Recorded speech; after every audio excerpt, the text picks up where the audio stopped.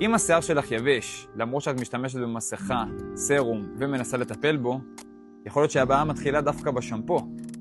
המטרה של שמפו היא לנקות את השיער והקרקפת משומן ולכלוך, אבל הניקוי הזה צריך להיות מאוזן. מה שזה אומר זה ששמפו צריך לנקות בלי להסיר מהשיער את כל הלחות הטבעית שלו, ובלי לגרום לקרקפת להרגיש מגורה.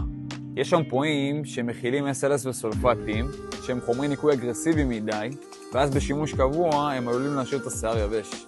שמפו ללא מלחים וללא סולפטים נחשב עדין יותר, הוא לא מכיל בתוכו את כל החומרי ניקוי המזיקים האלה, ובשימוש איתו הוא שומר על השמנים הטבעיים של השיער. אם השיער שלך עבר צביעה, החלקה או טיפול כימי, הוא כרגע במצב רגיש יותר, ולכן את צריכה לבחור שמפו עדין יותר, שיעניק לך ברק ורקות לאורך זמן. אז לפני שאת מחפשת עוד טיפול לשיער יבש, תבדקי שהשמפו שלך באמת מתאים לשיער שלך. תשמרי את הסרטון הזה לחפיפה הבאה.